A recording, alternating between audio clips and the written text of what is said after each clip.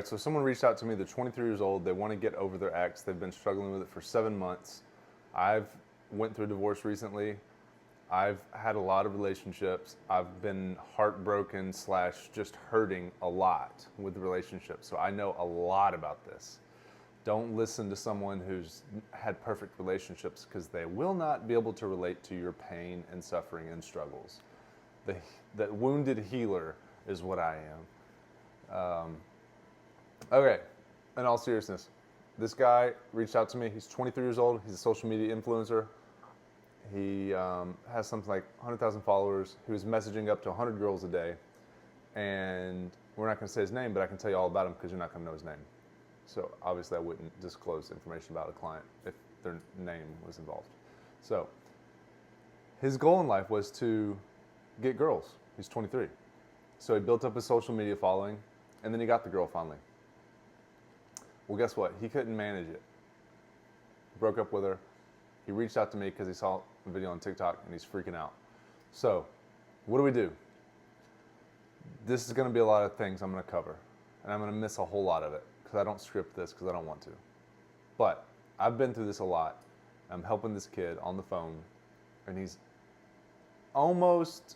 just having such a hard time. He's really having almost the bipolar swings where he's like, I feel dissociated, that feeling when you're so numbed out that you've kind of lost yourself completely because you've devalued yourself. This is what happens when you go through a bad breakup. Sometimes in the beginning, the girl will pursue you or you will pursue the girl, and one person is looking up and the other person is looking down. And I just got out of a relationship where I was letting them pursue me, sitting back, and then something happened that triggered all my stuff, and then I went forward and tried to secure the bag. You lean into the person to try to, you feel like they're slipping away. It's really just you are freaking out, because sometimes what will happen is life circumstances will hit you all at once. It'll trigger your midbrain, amygdala, and all of a sudden you're in that fight or flight. And when you're in that fight or flight, you can't make rational decisions. You'll make fear-based decisions. And if you're in a relationship with a girl and you're in that fight or flight, it's really hard to keep your crap together. You won't be able to handle your shit. And she'll look at you wrong if you're in your fight or flight, and you'll panic and you'll freak out, right? So I'm trying to help this kid. And first thing, he's living with his parents. His parents are toxic, he told me. And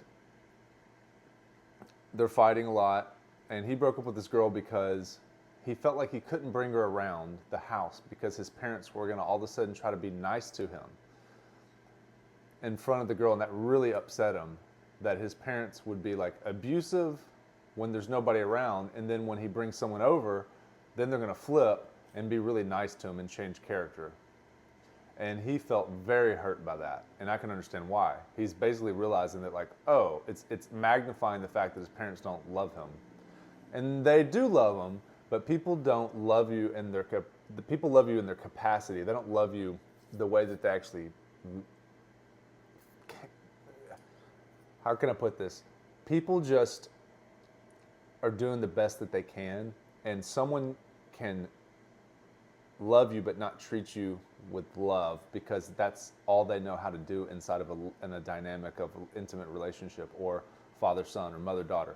They do love you, but they don't have the skill set or the nervous system or the tools to actually show empathy, love, caring, and all this stuff. So all this stuff is heavy. This isn't like red pill dating advice. This is more like spiritual, psychological stuff, but we're going to get to the point where he needs to do action steps in his life.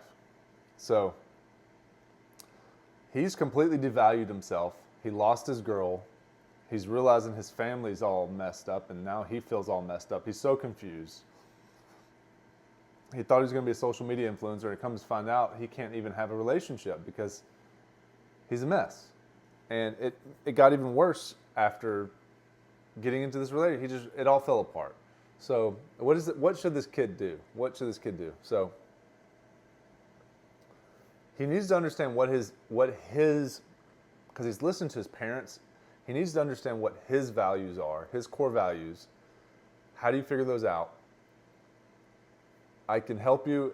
If you message me, I will send you a program that you take, and that helps you understand yourself better, helps you understand what your actual values are. Because you think that you understand your values, but you really don't understand your values. Most people don't understand their values. Most people's values are put onto them by their family, by their culture, society, all this stuff. And if you're living off of that, you're being controlled by the religion and by your mom and by you're doing all the shoulds, what you should do. Society told him he should become an influencer and he should message 100 girls a day and he should have a rotation and he should do all this. And then where is he at right now? He's basically so psychotic he needs meds, right? So what do? You go back to your core values. You're trying to get out of your midbrain and you're trying to get into that relaxed into the relaxed state, rest and digest state. Do the core values worksheet. From there, you need to figure out from your values, you build your life, because he's 23 and now he's working a $23 an hour job. You have to build your value system up, and then from your value system, then that's going to direct your life. And then from there, you can have a new purpose. But you don't just pick a purpose. If you just go pick a random purpose, like, oh, I want to become a social media influencer, that's exactly what he did. That's why his life sucks. Because I had him do this worksheet, and it looks like his highest value is like family. What does social media and family have to do? They're the exact opposite. Social media is just all about running through people and using everybody monetarily and just using and abusing everybody, right? Buying and selling and materialistic stuff. So if his highest value actually is family, social media is the last thing he should be doing, right? The opposite. That's why he's freaking out. So build your purpose based on your value system and your structure. Don't just do what everybody else is doing. There's a specific nature of you that you need to honor, because you'll be fighting it your whole life if you don't. I like cars. I like lifting, and I like talking to people and helping them because I've been through a lot. I moved out to LA, and I went through my whole journey living in my car, no money, and then became financially independent. And then I was a trainer for 10 years to people like Andre 3000. And then I moved back home after I kind of I started a automotive YouTube channel. And then now I'm realizing more like I need to include my automotive YouTube channel into my hobbies and my Instagram for my Land Cruiser stuff and all this. And then also coach people. So, but more spiritual coaching versus just personal training. I don't want to do that. I still do it and I honor people who want to do that, but I'm not going to spend my life doing that anymore. So you have to honor some of your, like, know thyself, honor that, build your purpose around knowing yourself. And if you don't do the exercises, you won't know yourself. If you need one-on-one coaching, there's a link to click and you can fill out the form. Let me know who you are and what's going on. And we'll see if we can get you some coaching, get you some help, get you oriented properly. Link is in the description. And then from there, he's still living at home with his parents. We just found out today he's living at home. I'm like, dude, if your family's toxic, he's got $50,000 saved up. I was like, get the hell out of there, bro. He literally is just dying with his family. They're toxic, they're abusive, they're fighting, they're bickering. He feels crazy, right? So to say all that, he's not going to be able to just fix his life all in one thing, but he needs some guidance. He doesn't even know how to go from, he somehow managed $50,000, but he doesn't know how to get a place and then from there start guiding and directing his life. It's very simple. Because if he's got $50,000, he's got the tools to save up even more and be financially independent by the time he's 30, probably at least 30, definitely 35. I became financially independent, around 40, and I didn't start until I was 31 or so. It took me 9 years. And if you start at 21 or 18 investing and putting away with a strategy that I can teach you, you will get there in 10 years. You can get there in 5 to 10 years, depending on how aggressively you do it, right? Long story short, you have to, also this is a big thing that I didn't realize he hadn't done. He hadn't forgiven his parents. He hadn't forgiven his mom. His mom's controlling the father. The father's weak. The mom runs all over him. Of course, because she likes power and control. Runs over the father, makes the father feel like he's the bad guy. Then the father's weak and defeated. Now the kid doesn't have a good father anymore. She runs the house, and then now she's trying to control him. Get the out of there, bro. Get out of the house.